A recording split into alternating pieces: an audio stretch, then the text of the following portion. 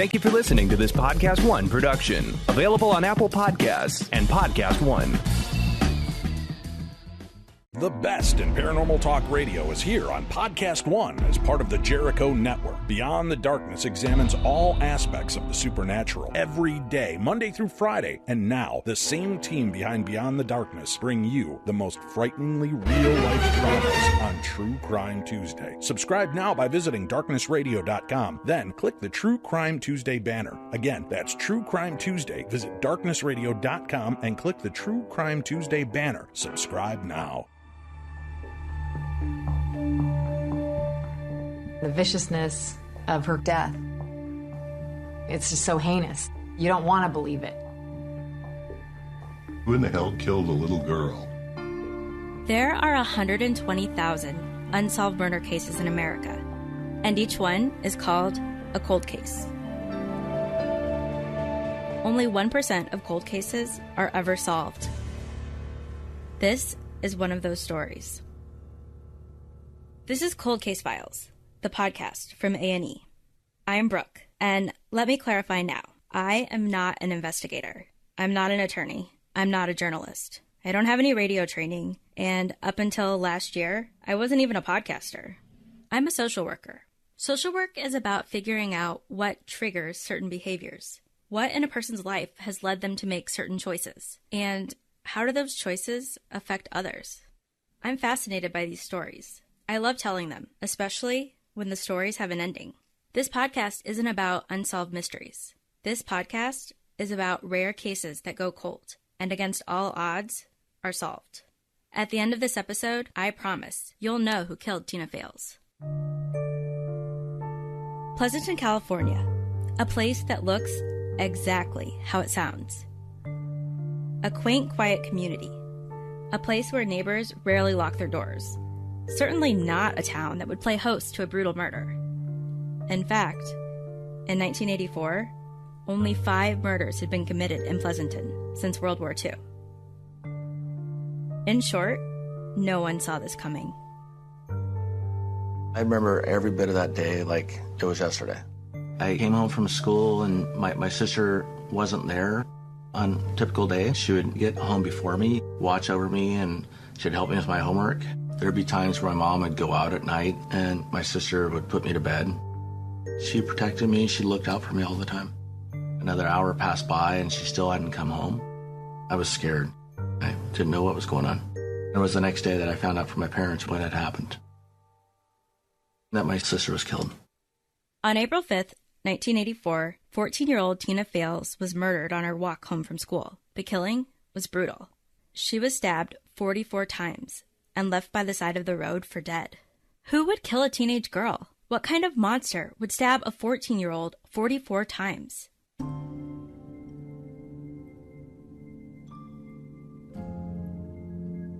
It turns out, potentially a lot of people would commit this atrocity. This is not one of those cases that went cold due to lack of suspects. There were probably too many suspects.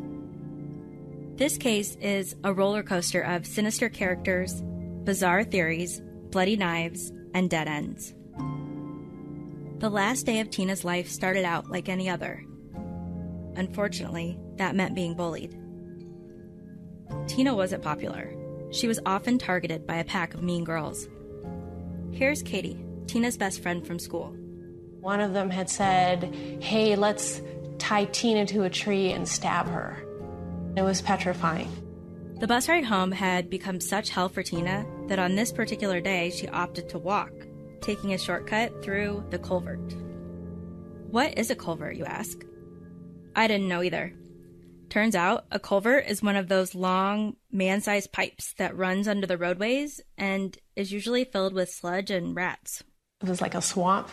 It felt spooky.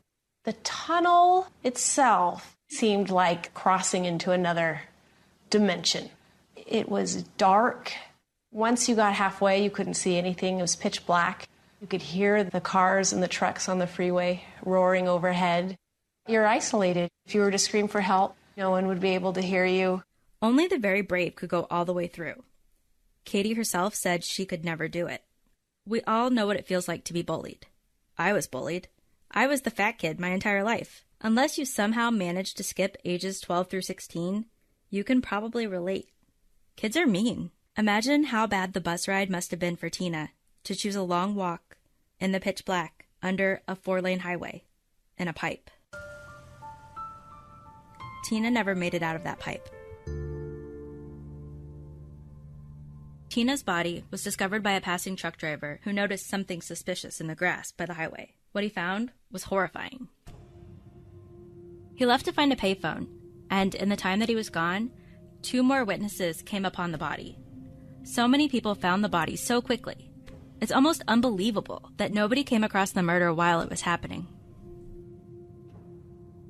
When the police arrive, they conclude that the murder must have literally just happened in broad daylight. The body was still warm. Everything else, however, was cold. Here's Bill Eastman, the police chief at the time, and the lead investigator on the case. There's no weapon, there's no fingerprints, there's no footprints. The crime scene is a low-lying patch of dirt and grass, barely more than a ditch. A few trees dot the area. Officers noticed something suspicious about one of the trees. A purse was hanging from the upper branches, far from the body. Inside the purse was a report card with Tina's name on it. So they had the name of the victim, but no suspects, and no murder weapon. Enter Officer Jim Knox. At the time of the murder, I'm 20 years old. I'm a member of the Pleasanton Police Department Explorer Post. I am asked to set up a grid search looking for the murder weapon. Here I'm walking through a field and I'm thinking about a girl just a few years younger than me that was stabbed to death. This is Pleasanton, where it's safe to leave your doors unlocked. It's safe to leave your windows open. And suddenly the innocence is kind of taken from the community. We weren't able to find the murder weapon. With so little to go on, investigators start talking to any and everyone who might have a lead. In such a close-knit community, someone must have seen something. First stop, Foothill High School. Katie Kelly was Tina's best friend at school. We heard from her earlier when she described how scary the shortcut through the culvert was. She was the one who told the police about Tina being the victim of some pretty intense bullying, which had been going on since junior high. Tina was a practical joker. She liked to pull little pranks like ding-dong ditching. You know, where you ring someone's doorbell and then run away. Her jokes rubbed some people the wrong way. The mean girls who tormented Tina had made a habit of insulting her, calling her names, throwing rocks at her. They even threatened once to tie her to a tree and stab her. All this was enough to cause Tina to stop taking the bus just to avoid them. It was also enough to make the mean girls suspects. The mean girls, though, had an alibi. That afternoon, they were in detention. They couldn't have killed Tina. They wouldn't have even been on the bus. There's a terrible, tragic irony that Tina didn't need to take a shortcut through the culvert that day in order to avoid her bullies. The next students police questioned were upperclassmen, Todd Smith and Steve Carlson. Todd and Steve both saw Tina crawl through the hole in the chain-link fence that led down to the shortcut under the highway. Steve also pointed police towards another student, Jeff Michelson. Jeff was easy to identify because of his distinctive blue backpack. Steve sees a male student named Jeff Michelson running through the drainage culvert that goes under I-680 right around 3 o'clock or 3:05 at the time of the murder. Jeff Michelson becomes one of the first big suspects in the case. Placing Jeff at the crime scene near the time of the murder made him a suspect.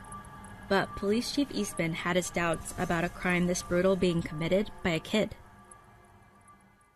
The theory in these early stages is that the killer is most likely someone close to Tina, an adult who knows her and her family. According to Tina's aunt, Karen Reef, things had gotten a bit messy at home for the Faelz family. Tina's parents had recently gone through a rough divorce, and her mom, Shirley, had found comfort in her new boyfriend, Keith Fitzwater. At first, Keith and Tina got along great. He seemed cool. He was young, only 8 years older than Tina. But after Keith moved into the house in May of '83, his temper started flaring more and more. I didn't care for Keith much at all. He was 15 years younger than my mom. He was in his early 20s at the time. He had a pretty bad temper. He'd get angry with Shirley, and loud, like scary loud. and Tina decided he wasn't good enough for her mother. Shirley kicked him out after just a few months. This is Tina's aunt, Karen Reef. I don't know if Shirley ever thought he killed Tina, but I know that I did and other family members did. Keith was at work at a factory in town when he heard about Tina's murder. He asked his boss for a ride to Shirley's house to go be with the family. But before he left, he handed his boss the knife from his belt to hold on to. The police tested it for traces of blood, but the knife came back clean. Keith also came up with an alibi at work, which seemed to check out. So, suspect number 1 was a dead end. Meanwhile, Jeff Michelson, the kid with the blue backpack who was spotted running through the drainage culvert, was interviewed by police. And despite Bill Eastman's initial reservations, suspicion around Michelson quickly started to rise. Here's Jim Knox again, one of the officers involved in the investigation at the time. When detectives look into Jeff Michelson, they find out that he was known as the bully that picked on other smaller kids. According to eyewitnesses, on the day of Tina's murder, a kid named Steve Carlson was taken by Jeff and thrown into a dumpster.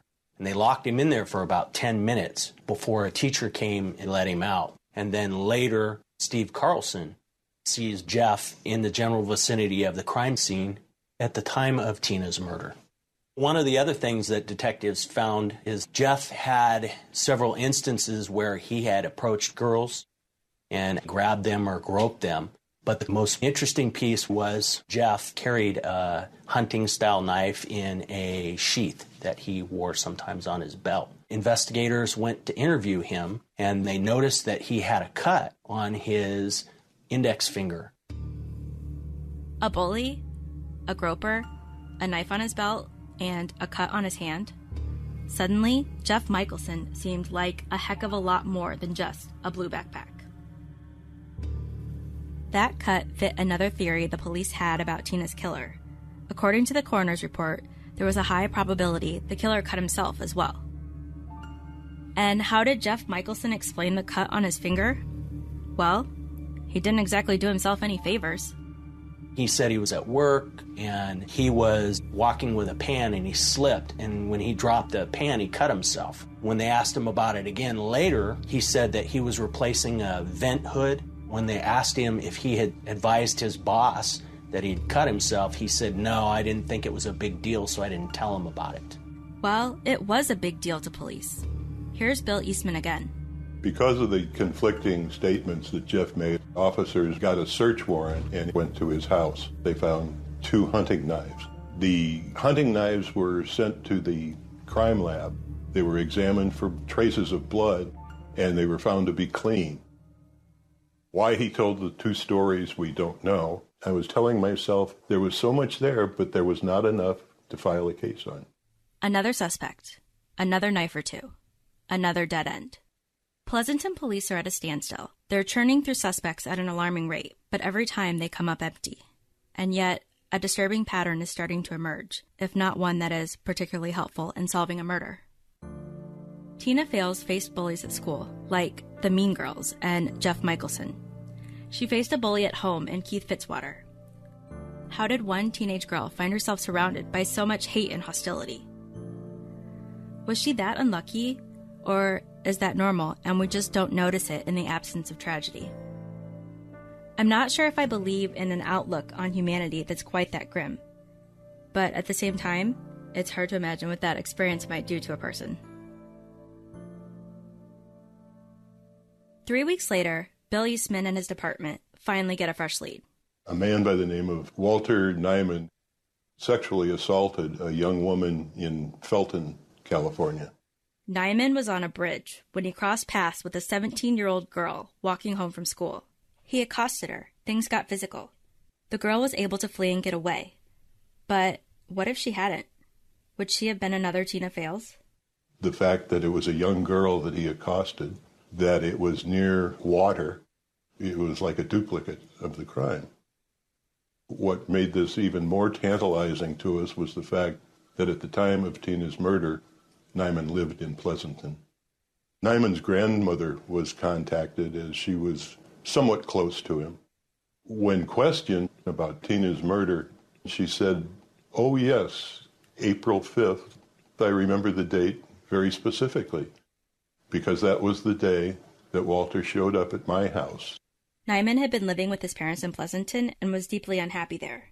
On April 5th, he ran away, knocked on his grandmother's door, and asked if he could live with her. When detectives searched his grandmother's home, they found a bag filled with blood-soaked clothing and 2 bloody knives. Was this finally it? Were these the knives that might actually connect one of the many suspects to Tina Faelz's murder? Of course not. The knives were tested, and the blood wasn't Tina's. It wasn't even human. It was animal blood. Walter Nyman had used his hunting knives for hunting. Walter Nyman is cleared, for now, but he remains a suspect, just not one that the police can arrest. Did I get your hopes up? Sorry. I did promise that this case gets resolved, and it does, but not before going cold. Ice cold. For another 24 years. Tina's murder hangs over the family, tormenting them. Frayed by decades of searching with no closure, Tina's family begins to unravel. Here's what Tina's brother Drew remembers about that time. It's hard for him to forget. I didn't know why it happened to my sister. I was afraid of being killed next. I had a kid joke with me at one point saying he's one that killed my sister with a machete. I was just in shock. If I would hear things in my backyard, I would call the police. I didn't really have anyone to fill the void after my sister passed. My mom did what she could, but she started breaking down mentally. So the killer didn't just take Tina. They were slowly strangling the entire Faelz family. And it's not just the family that's still haunted by Tina's killer. I retired from the police force in January of 2000. That's Bill Eastman.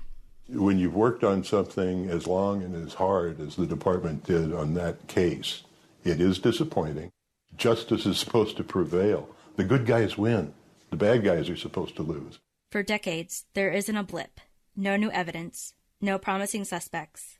Then, in 2008, 24 years after Tina's death, the case is reopened. Remember Jim Knox? 2 decades ago, he helped investigators search for the murder weapon that never turned up. He's now Sergeant Knox, head of the police department's criminal division. Around this time, Detective Dana Savage, one of the few members of the police force who did not grow up in town, is placed on desk duty. She's pregnant with her second child, and effectively benched from all police activity. Suddenly, the Pleasanton PD had someone with fresh eyes and time to kill. As a pregnant police detective, you just have more time on your hands. So I wanted to look into the unsolved murders, and that's when I picked up Tina Faelz's murder case. It was overwhelming, to say the least. 20,000 pages worth of statements and notes. One of the first things that I did was I viewed the crime scene photos. This scene was just horrific. What she went through the last moments of her life, it's unacceptable to me. In working with cold cases, the victims are never forgotten. I've worked my whole life to prepare myself for a case such as this. I want to provide closure to Tina and to her family. I just knew that I had to find who had done this. Detective Savage leaves no stone unturned. She sets up a tip line where people can call in leads. She combs through the case files, reading every interview, looking at every piece of evidence, considering every possible theory. She takes a closer look at anyone close to Tina, her classmates, her family, Shirley's sketchy boyfriend, even Shirley. After analyzing every possible suspect, she's forced to conclude that the killer must have been someone Tina didn't know, or barely knew. She's looking for a serial killer, someone capable of committing a random act of extreme violence, a monster. And searching for a serial killer, Detective Savage comes across James DiVeggio. He's a convicted killer who went to Foothill High School at the same time as Tina. He knew the school, he knew the Culvert, he may have known Tina. I couldn't have that suspect contact due to the fact I was pregnant, so I had to hand some things off to other detectives. Lieutenant Davis interviews James DiVeggio. DiVeggio levels and says, look, I'm in prison for the rest of my life. I've got nothing to lose. If I was involved in Tina's murder, I would tell you I'm not involved. He actually points the finger at Walter Nyman. Quick reminder, Walter Nyman was the creepy guy who assaulted the girl on the bridge. Investigators had been down the Walter Nyman path before, and came up empty-handed. What Detective Savage needed was evidence. She revisits the crime scene photos, looking for any piece of evidence that was missed the first time around. She notices something the previous detectives working the case had not. It's very possible that he cut himself, leaving some kind of evidence somewhere. And I have to figure out, okay, what would he have touched? When I'm looking at the evidence photos, there is a purse hanging from the branches of a tree. Seeing the purse up in the tree just didn't make sense to me at all. I think Tina would try and hold on to her purse and possibly try and fight back with it, using it as a weapon. This was kind of an aha moment for me. It just really clicked that probably the last person to touch this purse was the suspect. She can't be the first person to have looked at the purse, right? I mean, they had to have tested it. It turns out the purse had gone relatively untouched since it was discovered. It was checked for fingerprints, but never for DNA. The sweatshirt had been tested and retested for DNA over the years, but they had never tested the purse. Acting on a hunch, Detective Savage submits the purse to the FBI for DNA testing. Now all that's left to do is wait. For 3 years, there's nothing. Then, the phone rings. One day I get a work call, and it's the FBI. The FBI agent says to me, "Do you want to know who killed Tina Faelz?" I can't believe I'm getting this call finally. Obviously, they have a hit. The FBI found 4 drops of the suspect's blood on the purse. This solidified the theory that had gone back for decades, that the murderer's hand had slid down on the knife, possibly cutting himself. At this point, I felt as confident as I could that the killer was James DiVeggio or Walter Nyman. I say, yeah, I want to know who. Me, too, after the break. Hey, it's John Horn here. I'm the host of the new podcast that you need to subscribe to right now. It's called Geffen Playhouse Unscripted, and every week I chat about the creative process with stars who have roots and ties to theater. Who so far, would you ask? Well, let me tell you, we have Rainn Wilson, Neil Patrick Harris, Josh Gad, Dana Delaney, Bryan Cranston, David Copperfield, Matt Walsh, and so many more yet to come. It's called Geffen Playhouse Unscripted with me, John Horn. You could download it on the Podcast One app, or you can subscribe now on iTunes or at podcastone.com. After almost 30 years, Detective Savage is about to find out who killed Tina Faelz. I'm mostly expecting the FBI to say James DiVeggio or Walter Nyman. The FBI agent says it's Steve Carlson. Wait, Steve Carlson? The same Steve Carlson who was the first witness officers interviewed back in 1984? The same Steve Carlson who pointed the finger at Jeff Michelson? The same Steve Carlson that got locked in a dumpster the day Tina was killed? Remember this? According to eyewitnesses, on the day of Tina's murder, a kid named Steve Carlson was taken by Jeff and thrown into a dumpster. And they locked him in there for about 10 minutes before a teacher came and let him out. Yeah, that's Steve Carlson. Now investigators had a suspect, but no clear motive. What could make a 16-year-old Steve Carlson brutally murder a girl he barely knew? After going back and interviewing some of the other witnesses regarding what they remembered about that day, we know that Steve's parents left him alone in the house. Steve went to the school and invited other students to come over to his house and drink and use drugs. Nobody wanted to go. And then later, some kids lock him in the dumpster. And when Steve gets out, he is covered in garbage and food, and he is pissed off. Steve is emotional. No, he's furious. During the initial investigation, he told police he was driving around the neighborhood with Todd Smith, but Todd later says that he was never with Steve that day. He also told detectives he saw Tina near the Culvert, and she gave him a dirty look. So Steve was enraged, speeding through the neighborhood, and that pushed him over the edge. Steve followed her down into the drainage ditch and stabbed her over and over and over. Then he went home, which wasn't far. He lived 2 houses down from where he killed Tina. He could see the crime scene from his roof. He sat on the roof and watched police discover Tina's body. He watched them comb the crime scene for weeks. He pointed them towards Jeff. He was right there. In 2014, Steve Carlson is brought to trial for the murder of Tina Faelz. Her family gathers at the courthouse to see Tina's case finally come to a close. Well, most of her family. In a tragic turn, Tina's mother, Shirley, has a massive heart attack and dies the day before trial. She never saw Steve get convicted. She never got closure on her daughter's death. I promised you a resolution, but I never promised justice.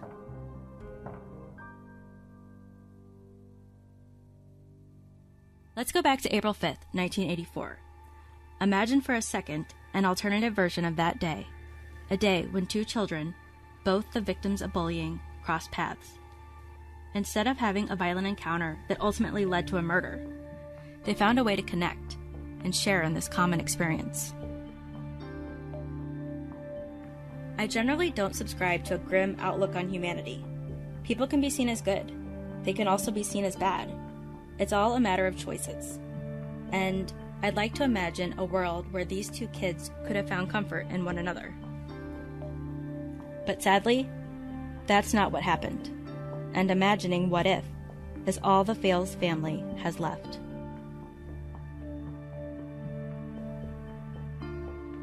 If you'd like to see more about the case of Tina Faelz, check out Cold Case Files at aetv.com. There's also a link in the show notes. You can catch brand new episodes of Cold Case Files Thursdays at 10 on A&E.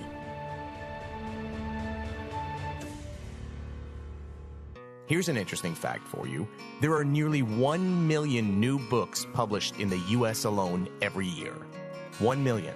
So if you like to read, how do you choose what you're going to read? Well, that's where Fully Booked by Kirkus Reviews comes in. You see, Kirkus has been one of the top book review publications for over 80 years. They do a deep dive on thousands of titles every year, including interviewing best-selling authors and telling you what might be the hot new release before everyone else knows. So figure out what your next read is going to be. Download Fully Booked right now on the Podcast One app, at Apple Podcasts, or at PodcastOne.com.